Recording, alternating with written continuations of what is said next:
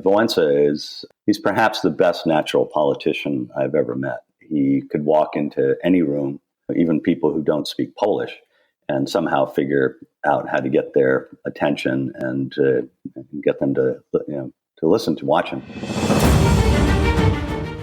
Welcome to Cold War Conversations. Mr. Gorbachev, tear down this wall. 5, 2, 7, 1, 6, 6, 9, 8, 3. Poland's military leader, General Jaruzelski, urged the Polish people tonight not to demonstrate on Tuesday, the second anniversary of the founding of the banned trade union Solidarity. And I'm here to host this final program from the German Democratic Republic for you. Richard Hornik was the Warsaw Bureau Chief for Time magazine from 1980 to 1981. He carried out numerous interviews with Solidarity Free Trade Union leader Lech Wałęsa, including his last interview before martial law was declared in 1981.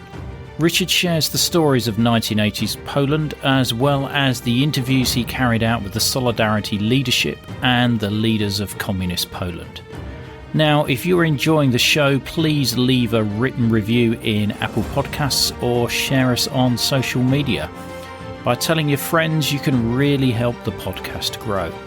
Now, for $3 per month, and larger amounts are welcome too, you can get the sought-after Cold War Conversations coaster as a monthly financial supporter of the podcast. Just go to coldwarconversations.com/donate. Thank you so much to our 89 generous supporters who help keep the podcast available for you all to listen to. In today's episode, Richard and I talk about his interview with General Jaruzelski and his meeting with Father Jerzy Popieluszko, as well as his challenges with the SB Polish Secret Service. We welcome Richard to our Cold War conversation.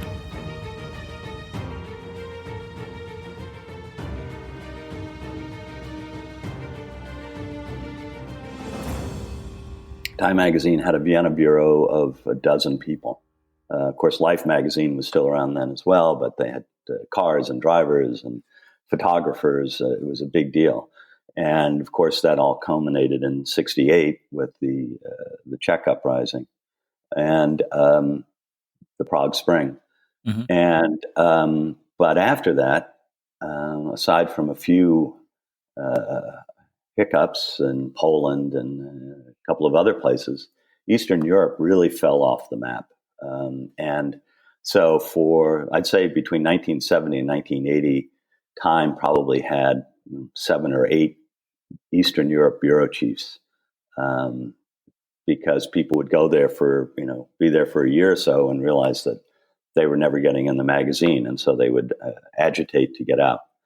And so I wanted to stop being the low man on the totem pole in Washington covering business. And I knew that Eastern Europe was coming up. And this was in July of 1980. And so I put up my hand to go, and nobody else wanted the job. And then a month later, this electrician, Lech Wałęsa, climbed over the fence. And all of a sudden, lots of people at Time wanted to be Eastern Europe bureau chief, but they had already announced that I was going.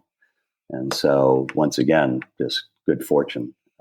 I'd call it impeccable timing, Richard. Yeah. Well, it's, no, absolutely. I know a lot of colleagues who were, as talented or more talented than I was, who never had that opportunity, who never, that the big story never, came their way. And anyway, so yeah, it was a pretty remarkable turn of events. So when did you arrive in Poland? I arrived on early January of 1981, and was trying to. I missed all the August stuff. That was still covered by my predecessor, a guy by the name of Barry Cowell, who was based out of Berlin. by the time I got there, it was the sort of window to get accreditation was closing, and because I was actually hoping to move there with my wife, and as it turned out, the first thing that happened to me was I was expelled. I was there for about a week, and I never really found out what happened, but I was there with my predecessor, and I don't think they liked him very much. And so about a week into this, my first reporting trip there, we were in the Victoria Intercontinental Hotel on Victoria Square, and there was a knock at the door, and it was we were in the telex room, and it was the manager of the hotel telling us that there were two police out there looking for us. And we were taken to a police station and told to bring our passports. And after an hour or so, our passports, our visas were stamped annullavana. The visas were annulled. And we were given 24 hours to get out. I was allowed to leave without incident. My colleague, we were flying on the same flight. He was held and searched for quite a while before they let him go. Just as the plane doors were closing for the flight to Frankfurt. So it wasn't a very promising start to my career in Eastern Europe. So for the next 3 months, I did what I could from Berlin. We had a couple of stringers, Polish and Western, in Warsaw. We had experts on the outside. We had people like at Radio Free Europe who were monitoring Polish radio broadcasts and that sort of thing. I read the FBIS. What's the FBIS? So BBC and the U.S. Commerce Department had a joint venture in monitoring Eastern media. I had big antennas all over, Germany and I think mostly Germany, but also for China. I mean, this was done all over the world, and they recorded every major broadcast possible, and some were translated. So I think it's the Foreign Broadcast Information Service. Okay, so this was like a digest of the news. Yeah. But it was more than a digest because they were actual full. They didn't edit it very much. It was just these were transcripts of things. Anyway, so it was the usual, the old-fashioned, Kremlinology over the horizon thing. Anyway, after about 3 months, we wound up. My wife and I wound up going back to Vienna because that's where we knew. So we moved into an apartment there, and then I would try to travel, and I traveled around the region, covering whatever was happening. For instance, Kosovo blew up at that point. In Pristina, there were anti-government riots, So I covered Poland as best I could, and then starting in April or late March, I was given 1 or 2 week visas to Poland every couple of weeks, and that went on until the end of the year, when in the beginning of November, the foreign ministry issued me a permanent accreditation for to actually move to Warsaw. Okay, just let me ask you. I just want to ask you about when you're on these short-term visas. Who were you speaking to in Poland? Because at that time, Solidarity was still authorized. So presumably, you were getting interviews from their senior people. Oh yeah, I mean it was and senior government people as well. It was not that difficult to find people to talk to. It was really difficult to figure out, actually, in some ways, what the heck was going on, because so many of the versions of from what people were saying conflicted with each other. Solidarity was not all that solid. It had lots of factions, and even within the government, there were, and the party, there were factions. So again, it was sort of a triangulation of information. And be honest, most of what people did between, I'd say, August of 1980 and December of 1981, a lot of it was just straight news reporting. This happened, because everything else was speculation, and it's that's you're supposed to connect dots and everything, but it's very easy to get fooled by whatever the main theme of the day is, or what everybody is saying. So I tried very hard to keep my reporting as fact-based as possible. Right. Right. And did you interview Wałęsa? Several times. Of course, he doesn't speak English, and I don't speak Polish. But I had a spectacular young man as my translator. He actually went on to become ABC News, American ABC News's Moscow Bureau Chief in the 90s. And he was, aside from being brilliant, he spoke perfect idiomatic English, but he was one of those people who could finish a sentence before you finished it. And he could do that from Polish to English and English to Polish. So it was like having a simultaneous translator. And of course, we taped everything, so it was possible to go back over it and make sure we had things right. But so yes, I talked to Wałęsa probably a half a dozen times, and to be honest with you, not very rewarding. My editors were happy, but Wałęsa is he's perhaps the best natural politician I've ever met. He could walk into any room, even people who don't speak Polish, and somehow figure out how to get their attention and get them to listen to watch him. But he's not an intellectual. He never read a book and was proud of it. And so, the interviews were, like I say, good for a nice headline or a pull quote or something like that, but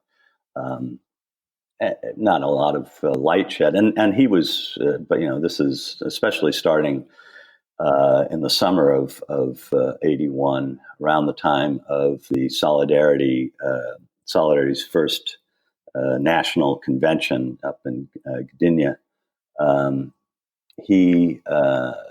The whole Solidarity was just coming apart. There were, we think, agents provocateurs, sort of starting job actions around the country. He was always on the road, always trying to put out one fire. He was trying to prove that Solidarity could be a responsible partner. The economy was absolutely collapsing. The windows of stores of food stores would have pyramids of empty tea boxes in them. There was literally nothing to buy. Everything was done through rationing. There was, the place was chaos. There were fears that there wouldn't be enough coal for the winter, and so he was just scrambling all the time. But the last interview I had with him before martial law was actually about a week before martial law, because Time magazine had decided to make him Man of the Year. And as such, I had a lot of access to him. And I had about an hour and a half, 2-hour interview with him a week before he was arrested on December 13th, or probably actually, I think he was, December 13th. And so, and again, it was a real mishmash of quotes, but it was we got 2 pages out of it, and it was because martial law was declared the week before the Man of the Year cover came out. The Man of the Year cover had probably eight stories about Poland, and 6 of them were mine, including this interview, which turned out to be the last interview he gave to anybody before his arrest. So again, impeccable timing, as you would say. Wow. I should ask you for the lottery numbers, I think. Yeah, well, I never win door prizes or anything else. So, did you get any impression that he had a plan as to where this was going to go with Solidarity? No, actually, that was in many ways the heart of the interview, because I kept trying to get him to explain to me what his vision for Poland was, and it was always just a negative, not what the communists are doing. And in fact, the most interesting quote I ever got from him, and maybe anybody ever got from him, was after about 20 minutes of going back and forth on this, he finally said, "Look, you can't expect us to have the proper language. We've spent 40 years in a bad school. All we know is what the communists taught us. And so we have to invent something new ourselves." So, no, I mean, he was, like I say, he was a very instinctual politician. After I got out,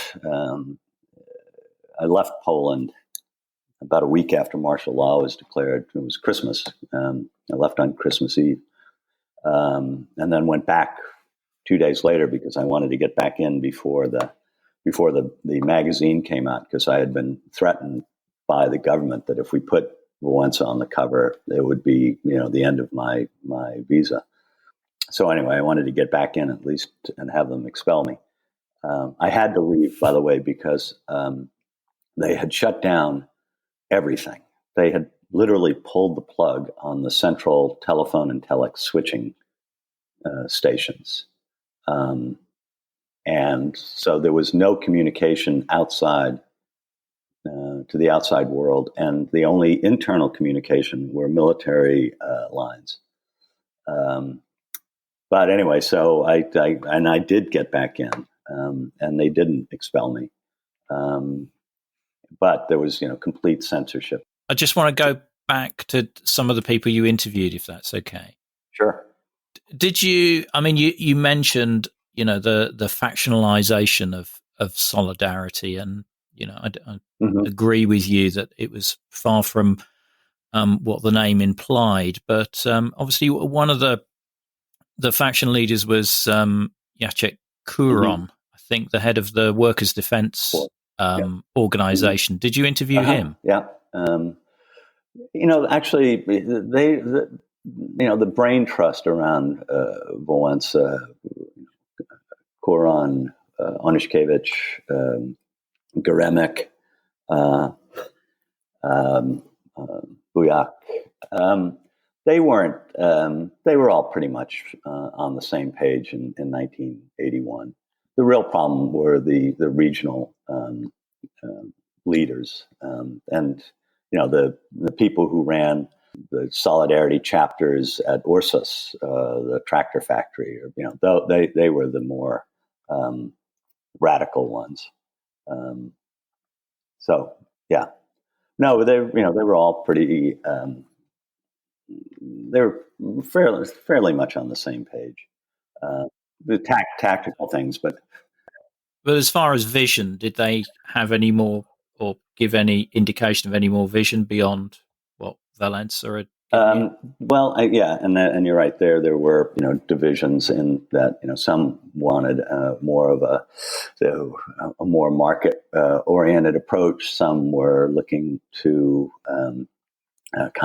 humane, communism with a human face sort of thing. Again, to Wałęsa's point, none of them had really been that exposed to anything except what they knew. They confronted a very, very difficult situation. Their constituents wanted, the workers, they wanted low prices and high wages. And there's simply no way to square that circle. And so that's why there were just constant problems. There were food shortages, and people weren't getting paid. And what are you going to do about it? And so it was pretty hopeless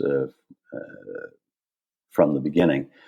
The idea on the government side was, and it's never possible to know if this is where they were sincere, but was that they needed to make serious changes in the way the economy was organized. They needed to raise prices. They needed to, let the market work its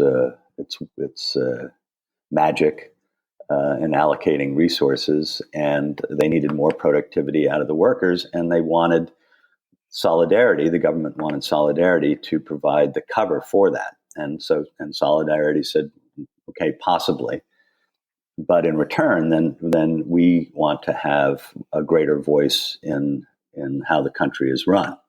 And that was the big sticking point. And so, there was this throughout Eastern Europe. There was a social compact, which is we will provide you with a job and a place to live and some food and medical care, and in return, you keep your mouth shut and don't try to get involved in politics. And that is what had broken down in Poland and was breaking down elsewhere. And then to fast forward to 1989, the roundtable discussion, that was still the issue on the table. And that's, when the whole world changed. Absolutely. Who did you speak to in the Polish government? Oh, well, there was, there were the people we'd call the export Poles. Mieczysław Rakowski was, the main kind of conduit. There was a guy by the name of Gornicki. I actually did meet and interview Jaruzelski, Jerzy Orban. The usual suspects. And then from time to time, I would uncover other interesting people. So because of my academic background, I studied not just Marx and Engels, but Hegel as well. And then spent the next 30 years of my career going to communist countries where no one had read Marx, much less Hegel. Because all they were allowed to read was Stalin's short history of the Bolshevik Revolution. Anyway, so I found a guy, or my interpreter found a guy who was the head of the ideology department of the Central Committee of the Polish United Workers' Party, which was their communist party. And I used to go over to his office, and he actually had read all these things that I'd read, and we could, have an interesting conversation about, how this would have fit with Marx's view of, or even Lenin's view of the world. And then, my economics background, even though I don't have an economics degree, I always found one of the easiest or most direct ways of finding out about a country or a place was to look at its economy. And so, and most communist governments don't, they're happy to have you do that. So I went to a lot of factories. I talked to, people. I knew all of the people in Bank Handlowy, their foreign trade bank. That was from the old days when I was covering Comic-Con.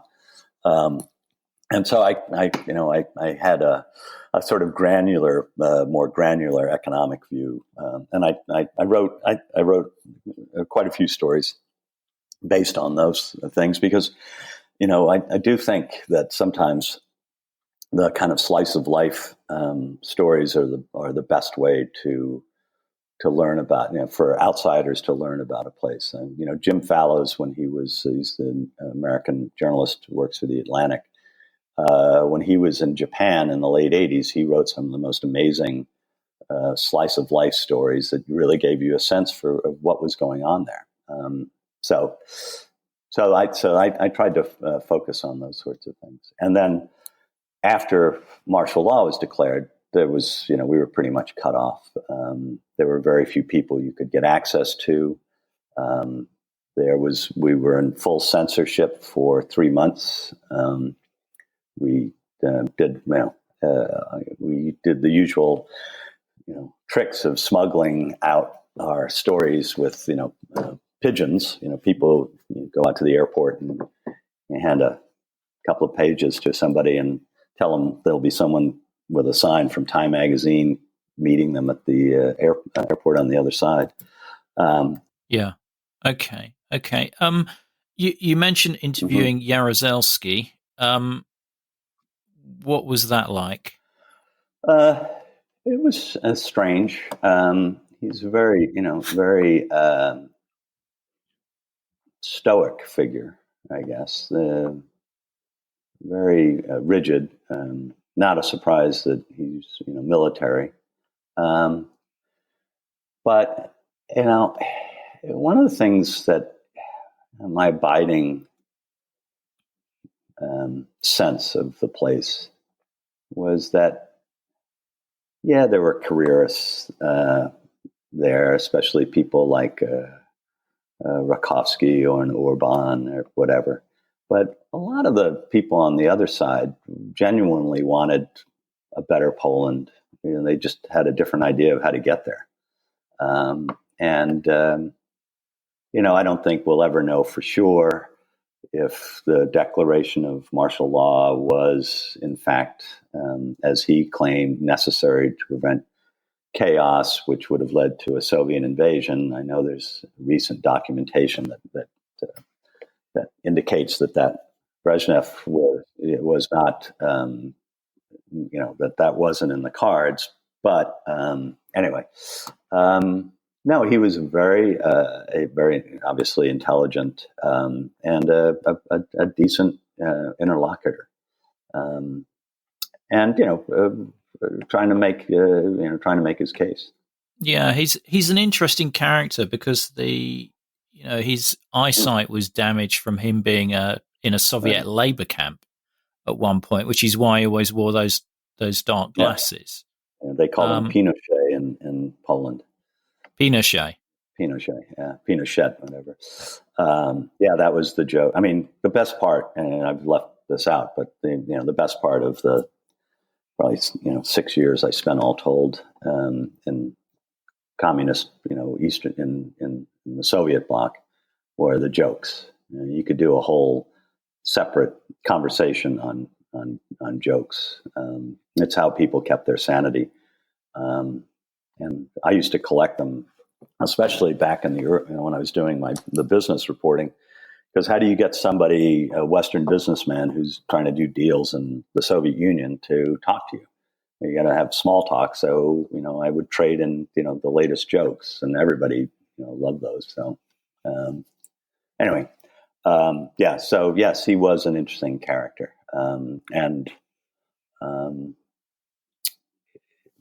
It's, who knows what would have happened if he hadn't declared martial law. Yeah, I think you're right. There were two schools of thought, but as you say, there's more recent documentation uncovered that Brezhnev really thought that he'd probably make it worse by sending in Soviet tanks. Of the jokes that you collected, have you got a couple of favourites?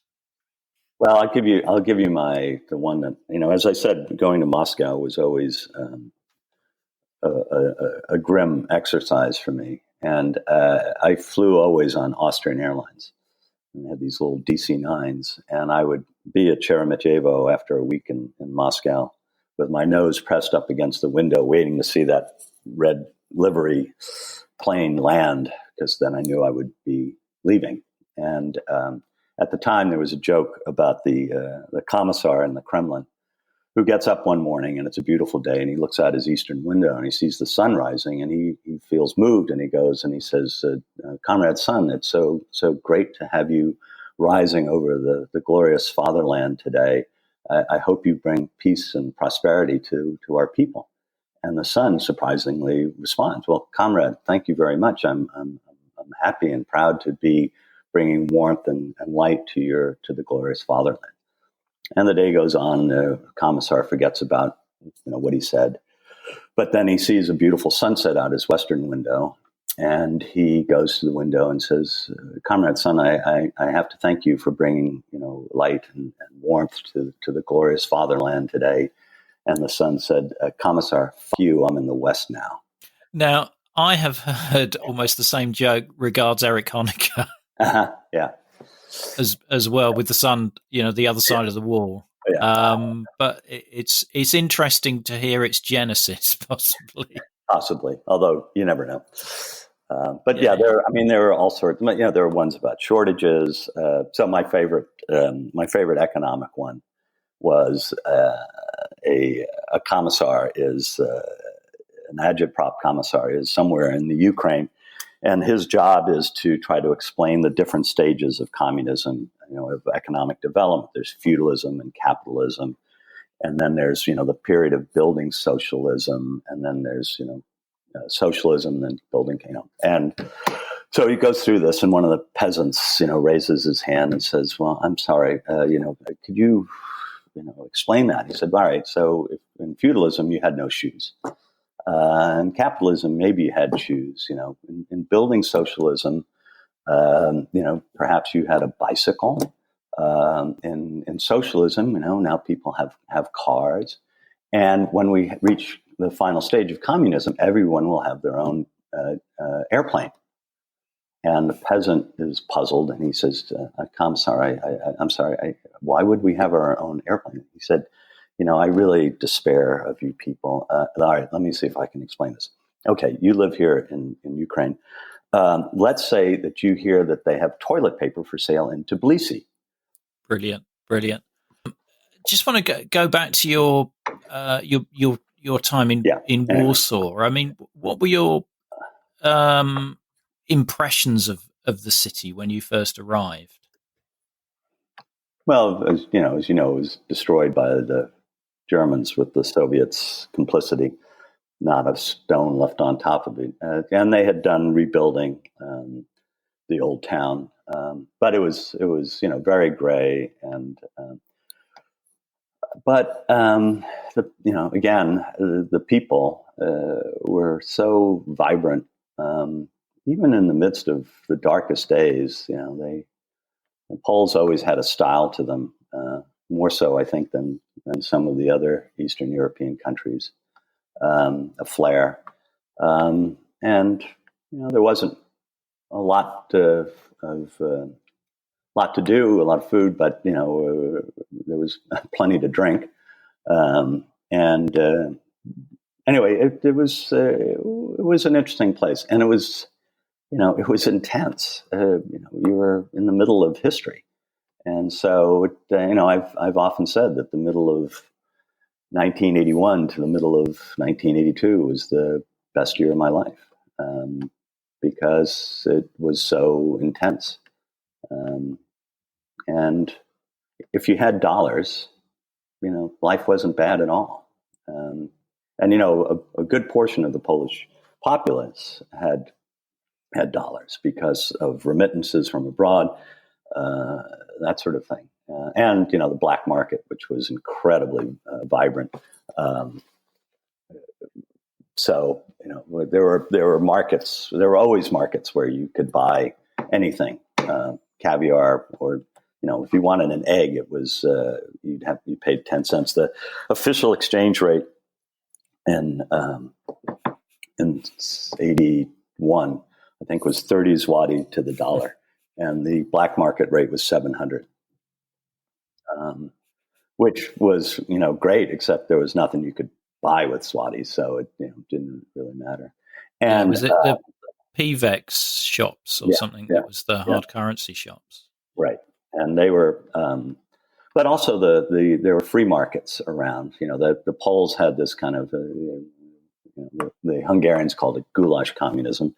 Poles had a sort of proto free market system.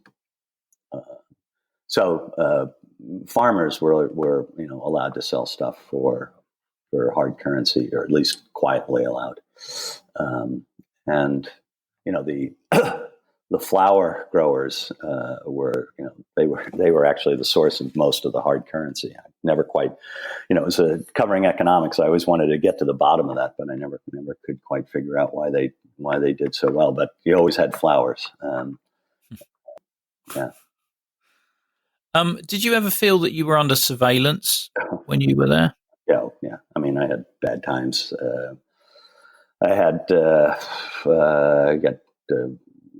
pushed around by a couple of thugs in the elevator in my office / apartment building. Nothing serious. I got stopped several times while driving. In fact, after martial law, journalists started, if we were going someplace, we would try to go in caravans to protect each other. So I had a funny story one night. We were coming back from there was an early curfew, so we were coming back from dinner, and I was following the UPI correspondent's car, and she gets pulled over by an auxiliary policeman. And we've had other colleagues who then, were taken away for, hours. So I got out and went up to these guys, and it was actually a sobriety checkpoint. And so they said, "Okay, blow in this bag." So they hand me this plastic rubber like bag that's you see anywhere except for sobriety. Except it didn't have the little glass ampule on it that would turn color if you had alcohol in your system. And so I just looked at it, and the guys just said, blow. So I blow. And I just blow into this thing, and then he takes it and squeezes it under his nose. That was his sobriety test. And of course, we were surveyed the whole time. I used to walk everywhere, and I was walking over to the U.S. Embassy to interview a political officer one day, and I got into his office, and he said, "You're going to kill these guys." And he pointed to these two older, not great shape, because undercover cops, sort of up against a lamppost trying to catch their breath because I walked so fast. It was there all the time, and it really informed the way I operated, because I knew that if I, especially in the martial law, if I went and interviewed some underground figure, I would be jeopardizing. So I was very, very careful about who I talked to and how I talked.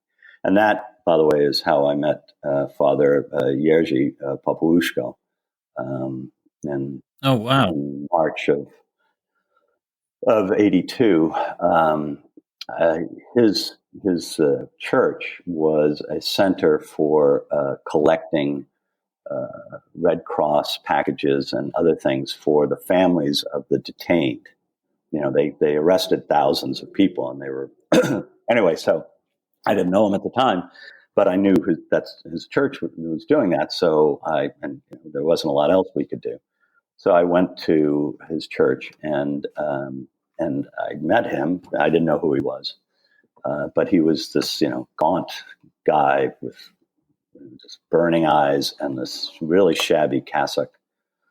And after a little while, he invited me upstairs to a room, and there was a huge easel, and on the covered with a sheet, and he pulled the sheet down, and there were the locations of all the detention centers in Poland, which they were keeping track of. Anyway, I would go there to the church because you weren't observed when you were in the church, and he was collecting and distributing underground literature, and so which he kept in a bag hung outside his window in case anybody came in, he could drop it.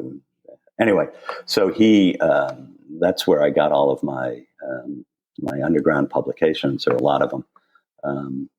And yeah, so I was gone by the time he was killed. And he became much more outspoken and public in the following years. He even officiated at the marriage of an American journalist and a Polish woman. So he had gotten a little more, like I say, public. But he was a remarkable man. Yes, he was, and I'm really pleased that you shared a bit of a portrait of him as you found him in the early 80s. Meeting people like him, how did you shake off your SB tape? Well, as I said, for the church, you couldn't. And by the way, people who thought they did, I think, were the most dangerous of my colleagues. And I won't mention any names, but there was one guy who, was always bragging about his contacts with the underground, and then it turned out that his driver was his driver's brother was SB. And God knows how many people he burned. So I would go to the church. No one knew who I was meeting in the church. They wouldn't follow you in there. And again, really, there were people who I talked to who were affiliated with the underground. People who hadn't, weren't on the run. And after a while, that was. I'd say after about 6 months, the people who were released, they were okay to talk to. But it was, there were great people. Like, there was a guy, an absolute saint. His name was Dariusz Fikus. He was a well-known editor, and a lot of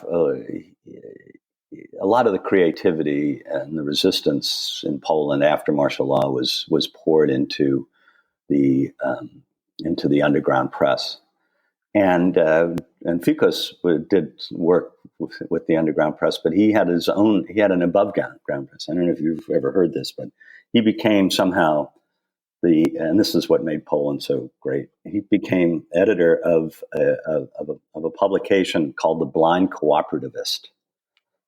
And it was basically an association of blind people who had been taught some trade like broom weaving or something.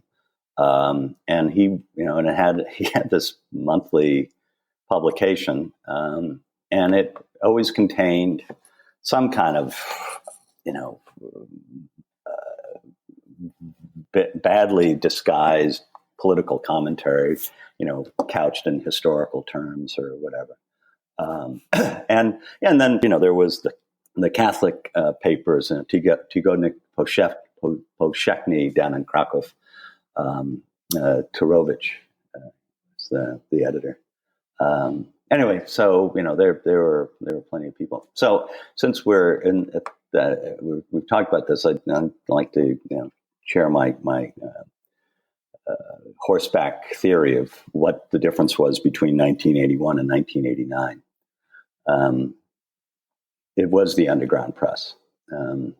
It was remarkable because they didn't just print diatribes against the government. They didn't just call for demonstrations. They published explanations on how a capitalist economy works. What's a stock market do? The difference between the American and the French presidential systems. And because they were forbidden, everybody read them. So my theory is that by 1989, the people of Poland were the most civically educated folks in Eastern Europe, maybe in Europe. And so they were far readier to navigate the complexities of trying to square that circle that I mentioned, towards the beginning of this conversation. And it was Adam Michnik played a huge role in that. Who, then went on to create this publishing giant, Gazeta Wyborcza. Anyway, they did remarkable things, and I don't think it's ever quite gotten the credit it gets. And I also, by the way, don't think Poland has ever gotten the credit it deserves for what happened in 1989. Believe me, in January of 1989, if you had asked any Pole or anybody who'd ever worked there, if the Poles could, somehow square that circle and take power and take it responsibly, not go around arresting everybody, you wouldn't have found many people who thought that. They surprised themselves. And if they had screwed it up, if they had, taken power in September and immediately tried to, change things and put their jailers in jail, the Berlin Wall would have been up for a lot longer. And I think it's a real shame that they've never gotten the credit. They've never, I don't think, given themselves the credit. And I think a lot of what you're seeing today with the current regime is a willful rejection of that history. Yeah, I think you're right about Poland. I mean, there's all the focus on the fall of the Berlin Wall as the end of communism in Eastern Europe, but without that touch paper that Solidarity set off in 1980, none of that really, probably would have happened, and the free elections in Poland are almost hardly mentioned in some of the descriptions of 1989. Yeah, and by the way, when those elections were held? Was it just after Tiananmen Square? No, same day, June 4th. Same day. So I've actually written a couple of pieces called "The Other June 4th." Khomeini died that day too, or was buried that day. So there was, anyway, it didn't make, it may have made the front page of the New York Times, but it was buried.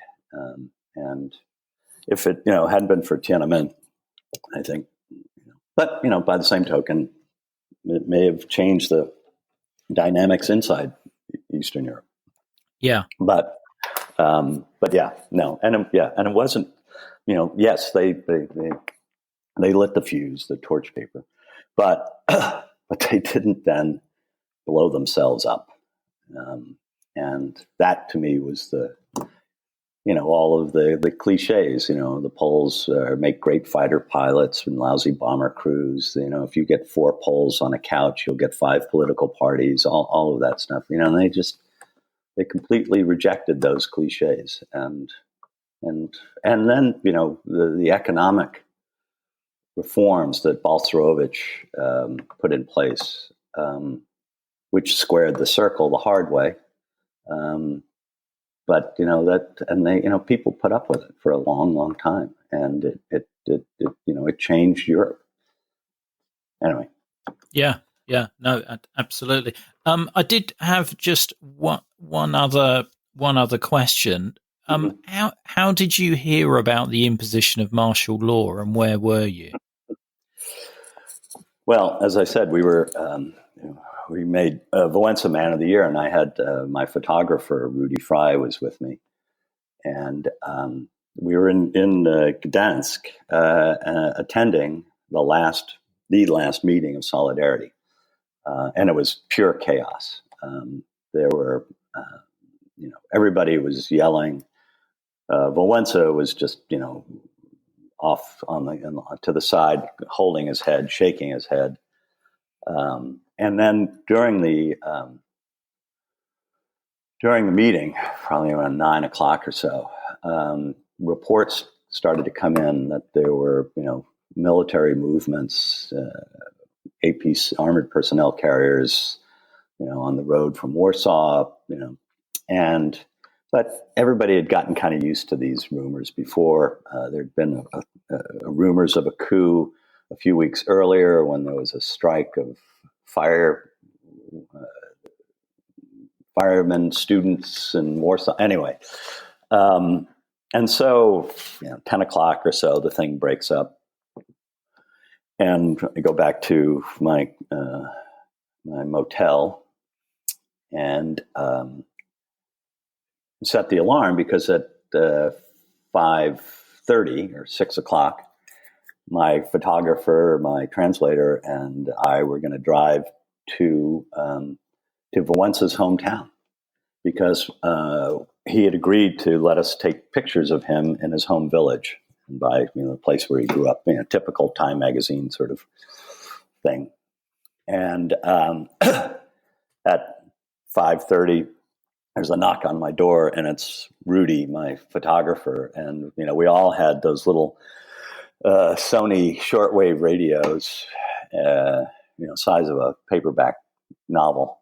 And we always, the first thing you did every day was turn it on when you got up and whenever you could.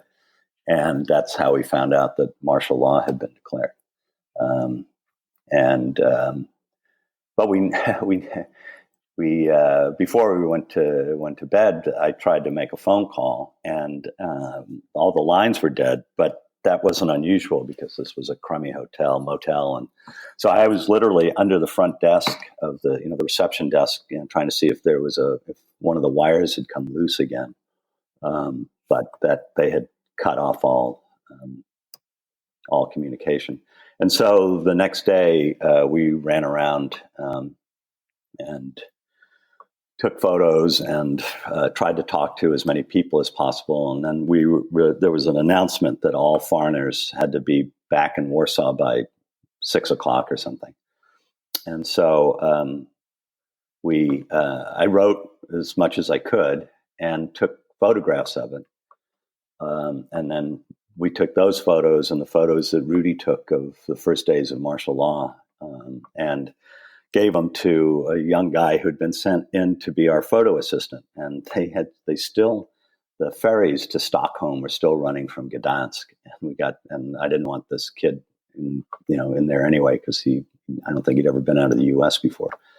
So we put him on the first ferry, with the film, as a tourist, and because there wasn't that many, it was just a few rolls, and so that's how, and then we went back to Warsaw, and the whole way down the whole drive, it was all, the latest announcements from Verona, the marshal. And were there many checkpoints you were having to go through on the way down? Not that many, because there was nobody on the road, and there were just tanks and APCs everywhere. That's probably the most depressing 3 hours of 4 hours, whatever it was. If you like what you're hearing, sign up to our email list at coldwarconversations.com. And we have further photos, videos and information on this episode in our show notes, which will show as a link in your podcast app. Don't forget, if you'd like to get one of those Cold War Conversations coasters, help keep us on the air, then head over to coldwarconversations.com/donate. And if you can't wait for the next episode, do visit our Facebook discussion group, where listeners just like you continue the Cold War conversation. Just search for Cold War Conversations in Facebook. Thank you very much for listening. It is really appreciated. Goodbye.